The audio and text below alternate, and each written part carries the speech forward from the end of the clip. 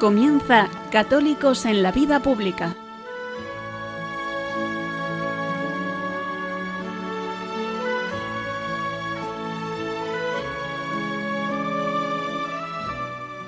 Un espacio dirigido en Radio María por Luis Zayas.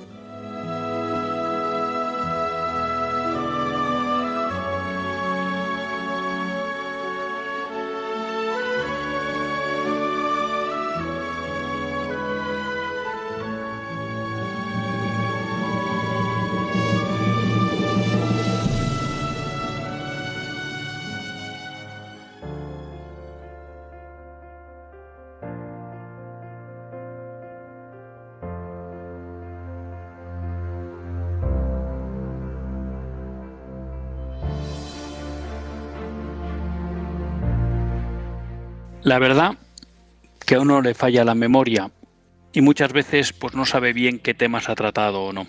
Hoy, la primera parte del programa, este editorial, es un editorial para agradecer. Y para agradecer en especial a dos personas, Liliana y Fidel Sáez. Me imagino que todos ustedes, y si no les recomiendo que lo busquen, han visto primero un vídeo que salió de Fidel, cuya madre murió en el accidente y que parece acompañaba a varios hijos de ellos, porque Fidel decía que estaba seguro de cómo su madre pues habría pedido a la Virgen que se le llevara a ella y protegiera a sus nietos. Y Liliana es la mujer acompañada de Fidel que hizo ese estremecedor discurso en el funeral por las víctimas del accidente de Adamuz. Si el otro día decíamos, hablando de Pelayo, ese policía nacional que pertenecía a los GEOS, que cuando uno veía lo que él transmitía de honor, de servicio, de rectitud, de disciplina, de esfuerzo, de entrega, decía, con españoles como Pelayo uno puede tener la esperanza de que España vuelva a ser una nación grande. Esto mismo se eleva a la enésima potencia cuando hemos visto a Liliana y a su hermano. Porque si el ejemplo de Pelayo, que yo les recomiendo a todos ustedes que vean el documental GEOS más allá del límite, nos remite fundamentalmente a unas virtudes naturales propias de un buen ciudadano, de lo que podríamos denominar o tipificar como el ciudadano ejemplar. El ejemplo que nos dio Liliana y su hermano con el discurso que leyeron nos hablan de algo mucho más fundamental para una sociedad, que es un buen cristiano. Que como buen cristiano tiene que asumir las virtudes naturales que se exige de un buen ciudadano, pero que las vive elevadas porque la fe las ilumina. Yo no conozco personalmente a Liliana y a Fidel y no puedo opinar sobre cómo viven la fe. Pero lo que sí sé es que tienen mucha fe y que esa fe, me atrevo a decir, vertebra su vida. Liliana nos dijo una verdad, dijo, mejor dicho, muchas verdades, pero de una manera sencilla, sin ira. Me atrevo a decir que nos las dijo con amor. Lo primero que nos dijo es que Huelva y por tanto ellos eran un pueblo con fe. Y eso ha sido siempre España, un pueblo con fe. Con una fe que están arrancando, que nos están arrancando, que nos estamos dejando quitar, que estamos perdiendo. Pero en Huelva nos han recordado, o por lo menos ellos han reclamado, que ellos son un pueblo con fe. Y por eso no querían un homenaje laico. Porque ya lo del funeral laico me parece la enésima contradicción en la que vivimos. Un funeral es una ceremonia, una liturgia religiosa. Y homenajes, pues los que ustedes quieran. Religiosos o laicos, pero no funerales. Y ellos desde la fe querían dar, o celebrar mejor dicho, o dar una despedida de fe. Y eso es un funeral. Un funeral donde quien preside es quien debe presidir, como nos recordaba Liliana, que es Dios. Es más, hizo una referencia a Cristo Rey. Queremos la presidencia de ese que se hace aquí, en este altar. Carne en el pan, sangre en el vino. Nos reclamó dónde tiene que estar, nos recordó dónde tienen que estar nuestras prioridades. ¿Quién tiene que ser, en palabras de Antonio Cano, nuestro público? Cristo. Y por eso Cristo debe presidir nuestra vida, y especialmente en los momentos en que es necesario dar un sentido a tragedias que quizá no podemos entender o no podemos aceptar. Y todo lo que dijo Liliana, que no fue un discurso reivindicativo como algunos pretendían poner cuando en YouTube se hacía viral su discurso, lo dijo con paz, con serenidad. Con esa paz y serenidad que en momentos de gran dificultad, como los que están atravesando ellos, que es la pérdida de su madre por un accidente, en gran medida o casi seguro, fruto de la desidia de unas administraciones, a pesar de ello ellos no han buscado venganza, no han buscado hacer ruido, simplemente nos han dicho las cosas con paz y con serenidad. Y es que Dios es lo primero, que la fe es lo más importante para ellos en su vida, que tienen un gran dolor, pero que piden a la Virgen que ese dolor no se convierta en ira, ni en odio. Y que sí, que tienen una herida abierta, que la fe les ayuda a curar, pero que también necesita de la verdad de lo que ha sucedido para poder cicatrizar bien. Liliana nos recordaba que la vida pasa y que el tiempo perdido no se recupera. Lo decía de esa forma tan brillante cuando nos decía que la llamada que no se hace se queda sin hacer, que el beso que no se da es el que luego más recordamos. Y en el fondo era una invitación, desde su dolor, a decirnos que vivamos entregados a los demás, porque no sabemos cuánto tiempo van a estar con nosotros. Y lo más triste cuando se van es pensar en aquello que quizá habíamos querido hacer pero que nunca hicimos. Esa visita que desechamos por vagancia o por comodidad. Esa palmada en la espalda que no dimos porque un día nos enfadamos. Ese enfado tonto que podíamos haber superado. Porque, queridos amigos, aquí estamos de paso. Pero nos toca tratar de hacer que la vida de los demás sea lo mejor posible que esté en nuestra mano. Y eso a veces se nos olvida, porque la tendencia natural que tenemos nosotros es a vivir para nosotros. Y Liliana nos recuerda, no dejes de hacer aquello que vayas a echar de menos cuando no estén esas personas. Tenemos que vivir para los demás, sin guardarnos nada para nosotros. Porque ni todo el oro del mundo compensa eso. ¿Cuántas veces nos dedicamos a proveernos de cosas materiales y abandonamos o perjudicamos el trato a los demás, el cuidado de los demás? No lo hagamos. Liliana nos recuerda que no. Ha sido un testimonio de fe espectacular. Repito, no sé cómo Liliana y Fidel viven su fe, pero sí tengo claro que son una familia de fe. Una familia de fe profunda. Una familia que sabe qué es lo importante en la vida y a quién uno debe mirar para buscar sentido y consuelo en la vida. Hoy este editorial es para agradecer.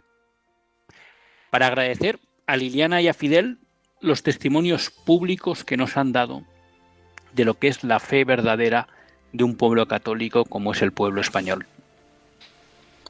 Seguro que muchos que les conozcan dirán, pues tienen muchos defectos, es que no importa.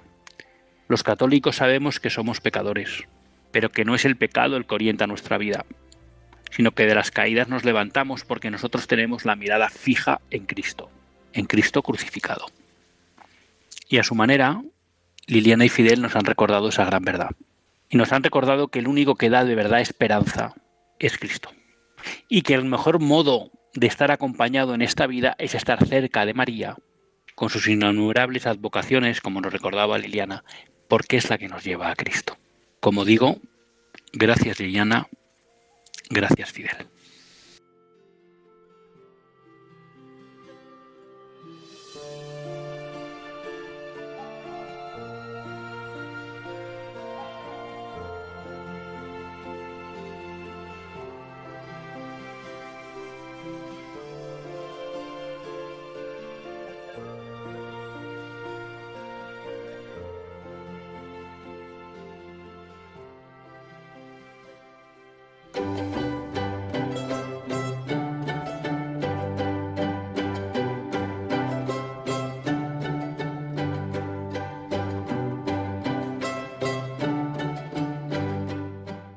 Buenas tardes, queridos amigos de Radio María. Un lunes más volvemos fieles a la cita con todos ustedes en los estudios de Radio María.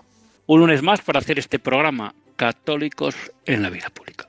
Un programa que, como todos ustedes saben, quiere ser una reflexión pausada sobre la actualidad nacional e internacional. Una reflexión que tratamos de hacer siempre desde la óptica del magisterio de la Iglesia y su doctrina social. Una Iglesia que no nos cansaremos de repetir que es madre y maestra.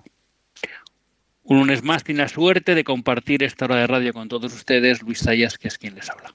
Un lunes, pues que dentro de la tragedia que hemos sufrido, toda España, por este evitable accidente que se ha producido en Adamuz, un accidente además, bueno, pues en el que también, al margen de lo que se ve que ha sido y parece, claro, una negligencia por parte de los gestores de la red ferroviaria, pues también es verdad que ha estado acompañado de la mala suerte, porque posiblemente, si no hubiera pasado el tren Alvia en el momento en que descarrila el Lirio, pues no estaríamos hablando del número de muertos que estamos hablando ahora. Pero ha sido de esos momentos en que la tragedia, inútil, innecesaria, evitable, pues ha permitido que brote en Huelva un testimonio de fe importante. Y yo creo que eso es para estar agradecidos. El pueblo de Huelva nos ha recordado la esencia del ser español, que es ser católico y por tanto ser mariano. Y el pueblo de Huelva nos ha dado una demostración de fortaleza y de seriedad, porque no ha estado dispuesto a renunciar a su fe ante las presiones o invitaciones del gobierno. Y también hay que decirlo de la Junta de Andalucía, que desde mi punto de vista de una manera tonta se unió a esa idea de hacer un homenaje laico a las víctimas. Y el pueblo de Huelva ha dicho que no. Las familias de las víctimas han dicho que no, que como explicaba Liliana, quien querían que presidiera la despedida de sus familiares era Cristo hecho carne en el pan y sangre en el vino. Y que lo que querían es un funeral católico, que es lo que se hace por los difuntos, rezar por ellos. Y por tanto les decía que si hace unas semanas hablábamos de que cuando veíamos ejemplos como el del inspector Pelayo, hombres de hechos de una pieza, y decíamos, hay esperanza si hay hombres de esa categoría en España, pues hoy todavía tenemos que elevar el listón de la esperanza. Porque si bien Pelayo habla de que es un hombre de fe, pero lo que él muestra en todo el documental son virtudes, vamos a denominar, naturales, lo que nos han demostrado Liliana y Fidel es que hay cristianos con fe profunda en España. Y eso sin duda es un pilar desde el que se puede reconstruir una nación. Por tanto, dentro de la tragedia, repito, pues es un día para estar contento y agradecido, a la vez que triste, por el dolor de todas estas familias. Creo que tenemos que tomar nota del comportamiento de todas estas familias de las víctimas que nos han demostrado que no hay que ceder ante las manías, ya no voy a entrar si ideológicas o no, de las administraciones públicas. Y que hay que hacer profesión pública de la fe. Y así lo han hecho exigiendo un funeral católico y rechazando un homenaje laico. Nos han dado un ejemplo y es de agradecer. Y les animo a todos ustedes a que busquen, seguro que la mayoría de ustedes lo han visto, la intervención de Liliana en ese funeral. Con que pongan Liliana Sáez funeral, les sale. Son 9 minutos, en algún sitio les aparecerán vídeos cortos de 2-3 minutos, no. Busquen el discurso completo, que son 9 minutos y pico. Y también, ¿por qué no?, busquen el vídeo de Fidel, que es un vídeo que sale pues al día siguiente del accidente, bueno, donde él pues de alguna manera habla de su fe, de la pérdida de su madre y de cómo está convencida pues de que su madre, rezando el rosario, pues ofrecía la vida para que sus nietos salvaran la suya. También es muy estremecedor. Este es el pueblo español, un pueblo de fe y por tanto un pueblo que es capaz de sobreponerse a todas estas adversidades. Pero si agradecidos tenemos que estar con las familias de las víctimas por el testimonio que nos han dado, creo que también estamos en deudas con ellas y que no las podemos olvidar. Liliana pedía una cosa: queremos saber la verdad de lo que ha ocurrido, porque eso ayudará a curar una herida que ella decía nunca cerrará. Yo tengo la esperanza que con la fe no solo la curen, sino también quede cerrada e incluso vivificada. Y alguien me dirá, pero hombre, ¿cómo dices eso? Bueno, tengo la experiencia cerca de gente que tiene parientes que se han ido al cielo de una manera trágica, no por una enfermedad, sino por un accidente, por un suceso, y no solo han cerrado la herida, sino que viven con alegría la presencia de sus seres queridos en el cielo. Pero eso, bueno, pues ya es harina a otro costal. Pero las víctimas necesitan, y es de justicia que tengan, una explicación de qué ha sucedido y de por qué ha sucedido. Y que eso suponga, sin venganzas, una exigencia de responsabilidades. Lo que ha sucedido, al margen de la mala suerte de que en ese momento pasara el Albia, es muy grave. Y no podemos dejar que una vez más el paso del tiempo haga que nos olvidemos de la cuestión. ¿Se acuerda alguien ya de las familias de La Palma, que se fueron afectadas por la erupción del volcán? ¿Se acuerda alguien ya de las víctimas de la gota fría de Valencia? ¿Se han depurado responsabilidades, más allá de la dimisión de Carlos Mazón, de todos los responsables de todas las administraciones que actuaron negligentemente antes, durante y después de la gota fría? El gobierno juegue a que pase el tiempo y a que nuevos escándalos tapen viejos escándalos. Pero nuestro compromiso con las familias de Huelva, pero también debería ser con las familias de Paiporta y alrededores, y con las de La Palma, es que esto no se olvide, que se depuren responsabilidades y sobre todo que esto no vuelva a pasar. Y esto es muy importante y este debería ser nuestro compromiso con las familias. No me atrevo a decir, entiéndanme bien, pues que estamos ante una buena noticia porque, pues, repito, nos encontramos ante un suceso trágico. Pero sí creo que el testimonio que nos han dado Liliana y Fidel y otras familias pues nos ha llenado de agradecimiento y de alegría. Y eso sí es una buena noticia. La pena es pues que lo hayamos conocido consecuencia del dolor de la pérdida de seres queridos en un accidente que se podía haber evitado. Hay otra buena segunda noticia que seguro que muchos de ustedes ya conocen, pero que como el afectado, fruto de su discreción, pues no le ha dado mucha repercusión, pues lo vamos a hacer nosotros. Recordarán que hace, pues yo creo que más o menos un par de meses, denunciábamos en este programa el intento de acallar, amedrentar a Monseñor Munilla. ¿Y cómo se había hecho esto? Bueno, pues porque alguien aprovechando, pues no sé si unas declaraciones en Radio María en las que exponía el pensamiento de la Iglesia Católica sobre toda la ideología de género y la cuestión LGTBI, pues alguien pretendió amedrentar a Monseñor Munilla acusándole de delitos de odio. Bueno, pues la semana pasada Monseñor Munilla publicaba un tuit en X en donde pues nos informaba de que había recibido la comunicación de la Fiscalía en la que se informaba que se ha procedido al archivo de la denuncia presentada. Bueno, y creo que esto es una buena noticia. Es una buena noticia, por un lado, porque Monseñor Munilla ve desaparecer esa espada de Damocles y, hombre, pues que los amigos dejen de tener la espada de Damocles de la justicia de manera injusta siempre es agradable y uno se queda contento y lo agradece. Y en segundo lugar, porque nos pone de manifiesto que en España todavía hay muchos jueces sensatos. Si hace unos meses teníamos que aplaudir la decisión de un juez de absolver al sacerdote catalán, ahora no va a salir el nombre, padre Custodio Ballester, que había sido denunciado de odio por una asociación islámica porque había vertido determinadas críticas sobre el Islam radical y sobre el yihadismo, y decíamos, bueno, pues esto nos alegra porque vemos que hay jueces sensatos todavía en España. Bueno, pues lo mismo tenemos que decir hoy de este juez, entiendo que será de Alicante, no sé dónde se había presentado la denuncia, en la que dice, oiga usted, pero ¿cómo que van a considerar delito de odio la exposición de la doctrina católica o de la antropología natural en materia de sexualidad? Pero creo que no se nos debe olvidar una cuestión, como recuerda Monseñor Munilla, ¿no? Monseñor Munilla dice, en su tuit habla de 5 conclusiones. Era evidente que la denuncia no tenía recorrido y que únicamente buscaba amedrentar a la Iglesia para que no nos atreviéramos a proponer la antropología cristiana del matrimonio y de la sexualidad.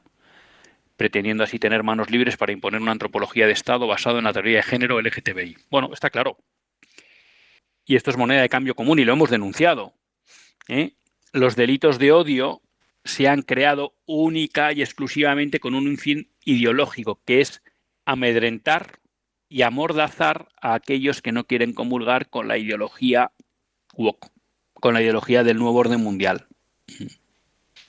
Porque cuando una persona veía atacado su honor o su fama, el Código Penal ya recogía delitos tipificados por los cuales podía defenderse. Y aquí lo que se busca es perseguir, fíjense, en la democracia liberal que presume, ¿no?, de que todas las opiniones son válidas y hay que ser respetadas. Aquí lo que se busca es perseguir al que expone ideas disidentes respecto al pensamiento dominante que quiere imponer el gobierno. Y esto, no tengan ustedes la menor duda, que habrá provocado que mucha gente se tiente la ropa antes de hablar, no vaya a ser que le pase como a Monseñor Munilla y le pongan una denuncia y no tenga la suerte de caer en un juez sensato que la sobresea. Segundo, que es una invitación a la fortaleza por parte de Monseñor Munilla. La Iglesia no puede dejar de predicar el Evangelio del amor vivido en pureza. Es nuestra obligación pastoral acompañar a las personas que libremente nos piden ayuda espiritual para vivir en castidad. Bueno, esto es un tema claro. Aunque nos amenacen, no tenemos que ceder. Tenemos que seguir predicando el Evangelio, que es la verdad, y lo que necesita el mundo de hoy. Y sobre todo, no podemos negar asistencia y ayuda a aquellas personas que voluntariamente se la piden a la Iglesia. Es un tema fundamental. Es absolutamente incoherente, un auténtico liberticidio, que quienes dicen defender la libre elección de la propia identidad sexual pretendan coartar la libertad de quienes toman un camino diferente al suyo, ¿no? Esto es la incoherencia, permanente del mundo woke, ¿no?, que dice, oiga, no hay el sexo es fluido, usted era heterosexual, se puede declarar ahora con atracción hacia personas del mismo sexo, pero hay amigo, no se le ocurra dar el paso contrario. Y dices, ¿por qué? Si el sexo es fluido. No. Si usted de atracción hacia personas del mismo sexo quiere tener o vivir la sexualidad de una forma heterosexual, ahí no, chico, ahí no te dejamos, porque eso es que alguien te está engañando. Bueno, es estas incoherencias en las que viven. Y como dice Monseñor Munilla, el colmo del colmo es que la propuesta del amor cristiano pueda llegar a sujeto de acusación de delito de odio y discriminación. Bueno, es el colmo, pero estamos en eso. Hay un intento claro de que la voz de la Iglesia no se pueda escuchar en este mundo que quiere expulsar a Dios. Y yo no descarto que en muchas naciones acabará siendo delito predicar la verdad de la Iglesia. Como ya le han pasado a pastores, yo creo que los casos que conozco son protestantes, ¿no?, que por predicar la verdad de la sexualidad, pues no sé si era en Dinamarca o en algún país nórdico, han entrado en la cárcel. Y luego, ya un tema de matiz, y por eso aquí nos hemos querido hacer eco, ¿no?, que Monseñor Munilla pide a todos los medios de comunicación que defendieron ampliamente la denuncia contra él en noviembre, pues que ahora, ¿no?, pongan tanto énfasis como hicieron en su momento en informar sobre que esa denuncia ha sido sobreseída.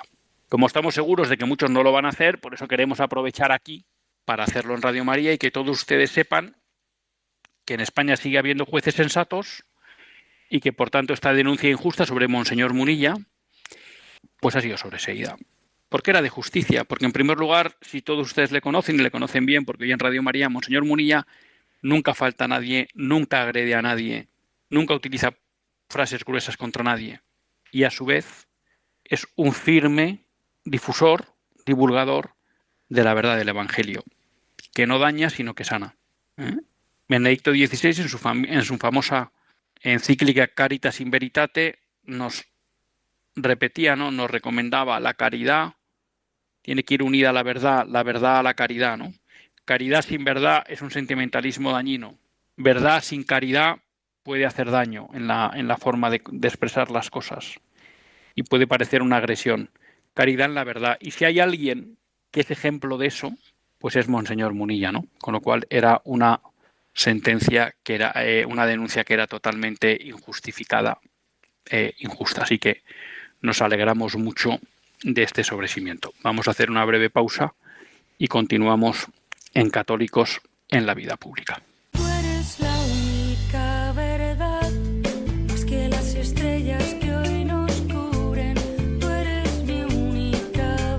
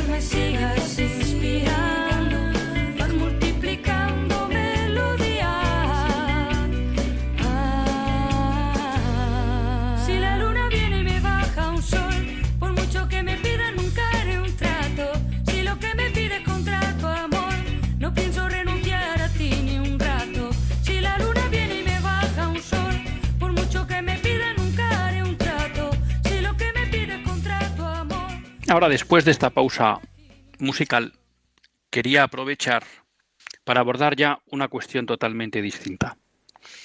Y es una cuestión a la que le vamos a dedicar algunos programas. No porque no le hayamos dedicado anteriormente, ¿no?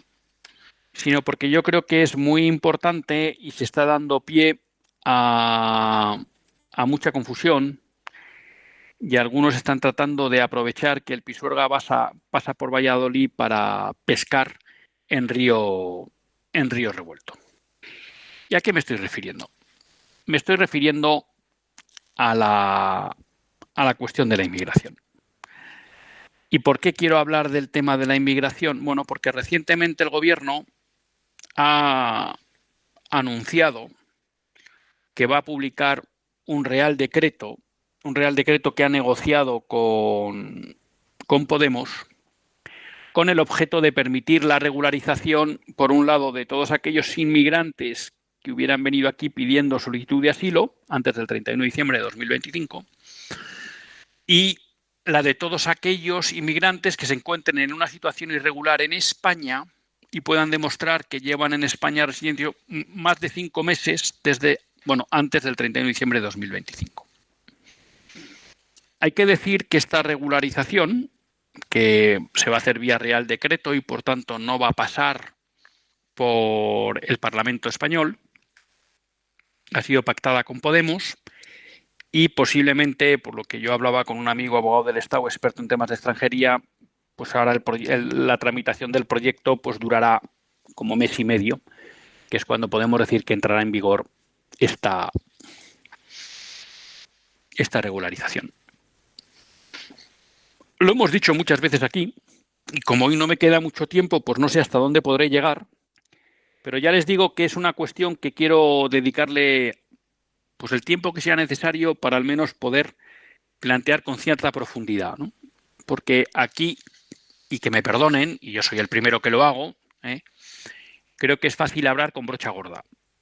Pero aquí hay muchas cuestiones técnicas que son importantes tener en cuenta. Yo no soy experto en la materia, pero me estoy informando para poder compartir con todos ustedes una visión técnica del Real Decreto y luego de la situación de lo que es la inmigración. Hace unos meses yo participé en un estudio que se publicó desde la Fundación NEOS sobre la cuestión migratoria, en la que realmente pues abordábamos desde lo que es la cuestión, vamos a hablar doctrinal, respecto de la inmigración, el derecho a no migrar, el derecho a emigrar, el derecho del país, los derechos del país de acogida, los deberes de los emigrantes, los deberes del país de acogida,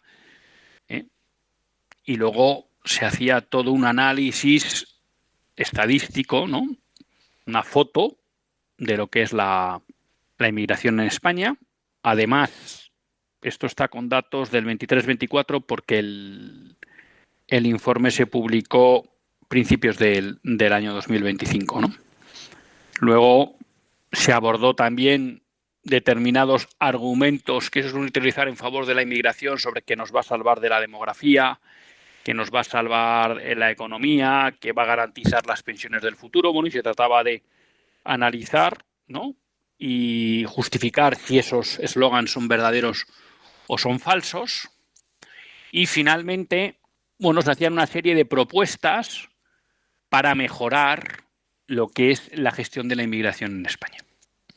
Entonces vamos a ver si a lo largo de varios programas o de uno, vamos a ver cómo va, porque luego a veces también la actualidad pues nos va poniendo prioridades si abordamos este tema en cuestión. Te repito, ¿por qué surge la necesidad de hablar de este tema? Bueno, porque como digo, el Gobierno ha pactado con Podemos aprobar un Real Decreto que no pasará por el Parlamento para permitir la regularización, por decirlo sencillo, de todo aquel extranjero que lleva residiendo en España más de 5 meses a fecha de 31 de diciembre de 2025.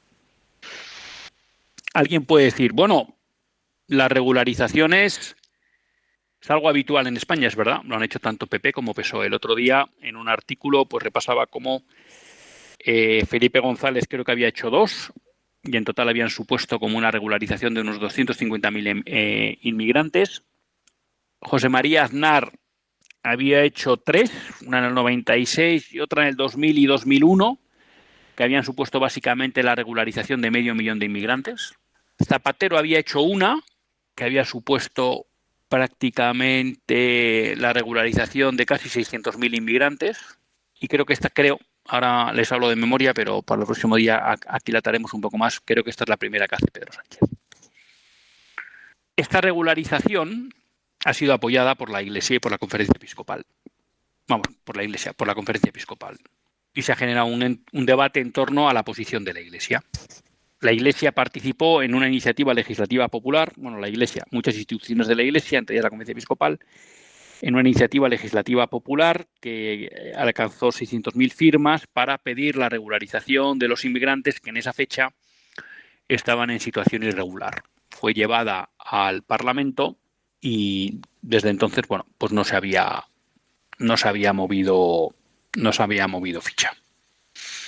Esa iniciativa legislativa popular, como digo, fue empujada por muchas entidades de la Iglesia.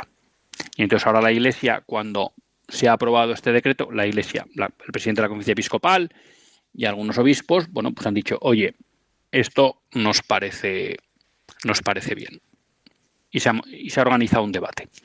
¿Y por qué quiero entrar en el tema? Primero, para recordar una cosa que yo creo que es muy importante y que a veces pues resulta difícil de entender, ¿no? O nos cuesta entender. Y es que la cuestión de la inmigración, y no me cansaré de repetirlo, es una cuestión prudencial. El Catecismo de la Iglesia fija unos criterios muy claros. Las naciones más prósperas tienen el deber de acoger, en cuanto sea posible, al extranjero que busca seguridad y los medios de vida que no puede encontrar en su país de origen. Las autoridades deben velar para que se respete el derecho natural que coloca al huésped bajo la protección de quien lo reciben. Las autoridades civiles, atendiendo al bien común de aquellos que tienen a su cargo, pueden subordinar el ejercicio del derecho de inmigración a diversas condiciones jurídicas, especialmente en lo que concierne a los deberes del inmigrante respecto al país de adopción. El inmigrante está obligado a respetar con gratitud el patrimonio material y espiritual del país que lo acoge, a obedecer sus leyes y contribuir a sus cargas. Aquí está claro. Hay un deber de acogida en cuanto sea posible. Hay que velar para que el inmigrante acogido sea respetado. Las autoridades tienen derecho a subordinar el derecho a la inmigración a condiciones jurídicas. ¿Y eso por qué? Porque deben atender al bien común de aquellos que tienen a su cargo, es decir, la sociedad acogida. A partir de aquí, ¿cómo se plasma esto? Es un juicio prudencial. Y, por tanto, no cabe que alguien reclame esta es la posición de la Iglesia. No, esta no es la posición de la Iglesia, no hay. Lo que podrá haber es medidas concretas que en un momento dado contravengan algún principio de la moral católica y por tanto se diga, oiga, esto es injusto. Pero la política de migración es prudencial y no hay una política migratoria de la Iglesia. Y por tanto, lo digo muchas veces, cabe el disenso dentro de la Iglesia católica. Y creo que esto es importante para que los laicos, que es a los que fundamentalmente nos corresponde aplicar y poner en práctica la doctrina social de la Iglesia, vivamos con la libertad de los hijos de Dios los debates que en materias opinables pueden surgir dentro de la Iglesia. Entonces, no pasa nada porque alguien considere que este Real Decreto no es adecuado para la situación de España. Aunque haya podido haber obispos que hayan dicho que están a favor de este Real Decreto, o aunque haya podido haber otros seglares o otras instituciones que pertenecen a la Iglesia Católica que digan que les gusta este Real Decreto. No pasa nada. Y eso no tiene por qué romper la unidad eclesial, porque son materias opinables en las que hay libertad para opinar de los católicos. Entonces, cuando se hacen discursos en los que se intenta eliminar cualquier tipo de crítica o de disidencia respecto de una opinión mostrada por los obispos, diciendo que eso rompe la unidad, es un discurso falso, porque son materias opinables y, por tanto, son materias en las que cabe disenso. Obviamente, como fieles de la Iglesia, ese disenso se hace siempre con respeto, y ese disenso no puede suponer negar la autoridad canónica que tiene un obispo sobre sus fieles en las materias que corresponde como obispo, que es la fe, la moral y las costumbres, pero no la gestión de lo público. Mañana podría haber un obispo, pongo un caso simplemente por ilustrar la cuestión, que dijera, oiga, que a mí me parece que España debería quitar el estado de las autonomías.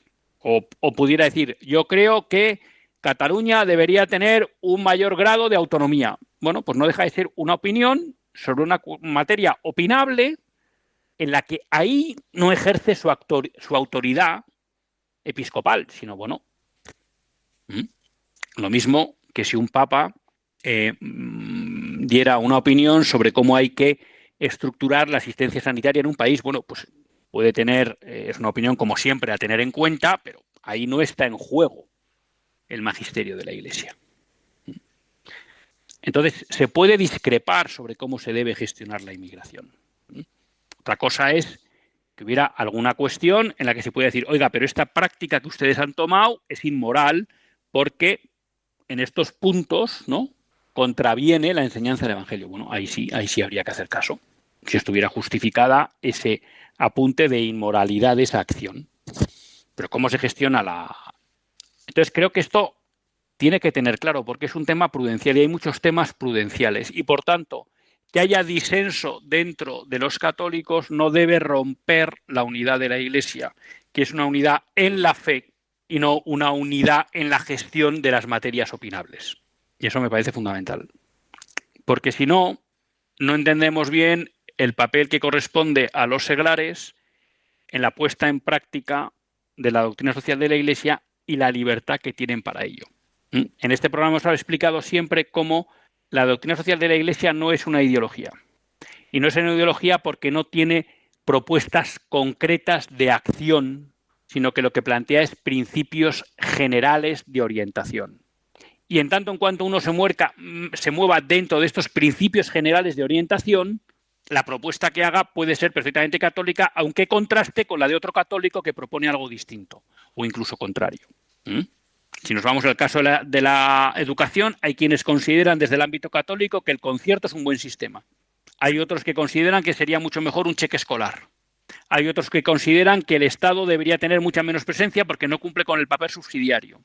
Hay otros que podrían pensar, como en Inglaterra, que un sistema podría ser que el Estado ponga las infraestructuras, pero la gestión la lleve la iniciativa social.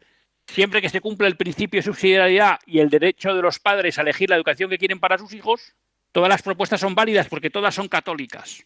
Siempre que se cumplan estos principios. Claro, si tenemos lo que tenemos en España, que es que el principio de subsidiariedad no se cumple, pues podemos decir que el diseño del sistema educativo español no es católico porque no respeta el principio de subsidiariedad. Pero bueno, esto ya es otro debate. Pero digo por poner ejemplos. Y con la inmigración pasa lo mismo. Entonces, tenemos un decreto. El otro día Monseñor Sanz planteaba una cuestión de fondo. El pueblo de España es un pueblo acogedor, pero ¿caben todos? ¿Nos hemos hecho esa pregunta? Bueno, pues yo coincido con esa apreciación que hace Monseñor Sanz. Y creo que este Real Decreto no es adecuado porque no responde a esa pregunta. Porque no se está preguntando si España puede acoger a todos los inmigrantes que están ahora aquí y si los puede legalizar. Y esto lo desarrollaremos más el próximo día porque hoy ya no me queda tiempo. Monseñor Munilla, que está de acuerdo con el fondo del decreto, ha hecho otra crítica que me parece muy acertada, que es al medio. Oiga, ¿cómo que usted hace un Real Decreto y hurta que pase por el Parlamento donde podría ser sometido a mejoras o críticas o demás? No parece que sea el medio adecuado de resolver un problema real que todos podemos reconocer, pero no hay más. Hacía una crítica que también podía interpretarse o deducirse del discurso de Monseñor Argüello, que era decir, ¿y la intención de este decreto ahora es realmente atender a los inmigrantes o un pacto para mantenerme en el poder a cambio de ceder unas competencias de inmigración a Cataluña? Y entonces resulta que los inmigrantes no son el fin, sino que son un medio de cambio. Bueno, entonces yo creo, y es lo que trataré de abundar en próximos programas, es que el fondo de este Real Decreto es equivocado, porque no se está planteando la pregunta clara de a quién hay que acoger, cómo hay que acogerlos y cuántos podemos acoger. En segundo lugar, porque no era necesario, porque ya en julio se había reformado el reglamento de la Ley de Inmigración para atender en buena medida lo que se pedía en esa ILP, que había empujado la Iglesia, y era flexibilizar los trámites de regularización para aquellos que están en España. Creo que este Real Decreto falla en el fondo porque vuelve a generar un efecto llamada, como ya se está produciendo y está documentado en buena parte del Magreb. Y creo que este decreto falla en el fondo porque premia al que se ha saltado la ley y ha entrado en España de una manera ilegal o irregular y castiga al que hace las cosas bien. Por todos esos motivos, creo que este Real Decreto es malo para la gestión de la inmigración en España. Y ante el argumento de qué hacemos con lo que están, bueno, pues eso es lo que habrá que pensar. Y eso exige un debate. Pero la respuesta no puede ser que como están se tienen que quedar. A lo mejor sí, a lo mejor no. Porque este Real Decreto da derecho también a la reagrupación. Por tanto, ahí hay diversas discusiones en cifras. Unos hablan de 500.000, otros hablan de 800.000 que se podrían ahora regularizar directamente, y cuántos más van a venir fruto de la agrupación familiar. Y en cuanto al medio, al margen de las críticas de Monseñor Munilla, que comparto, a la forma de hacerlo y a la intención espuria, porque no se busca el bien de los inmigrantes, sino un pacto político para mantenerse en el poder, creo que técnicamente este decreto deja mucho que desear, porque flexibiliza tanto que volvemos a olvidarnos de la pregunta fundamental que hay que hacerse a la hora de gestionar la inmigración, y es ¿quién va a quedarse a vivir con nosotros? Y cuando regularizamos sin discriminación, no estamos mirando quién se va a quedar con nosotros. Y eso tiene un impacto directo en los inmigrantes que ya están y en la comunidad de acogida. Y aquí parece que algunos solo se acuerdan de los derechos de los inmigrantes que han entrado ilegalmente y saltándose la ley en España, y no se acuerdan nunca ni de los inmigrantes que han entrado legalmente ni de la sociedad de acogida. Y sobre todo esto vamos a tratar de profundizar en los próximos programas, porque hoy la prioridad era las buenas noticias de la fe del pueblo nubense y también, ¿por qué no?, el sobreseimiento de la denuncia de Monseñor Munilla. Así que hemos apuntado un poco nuestra visión general sobre el Real Decreto, y en los próximos días me comprometo a que podamos profundizar y a que también profundicemos en lo que es la imagen, la foto, mejor dicho, de la inmigración en España. Me despido hasta el próximo lunes, si Dios quiere. Que Dios les bendiga.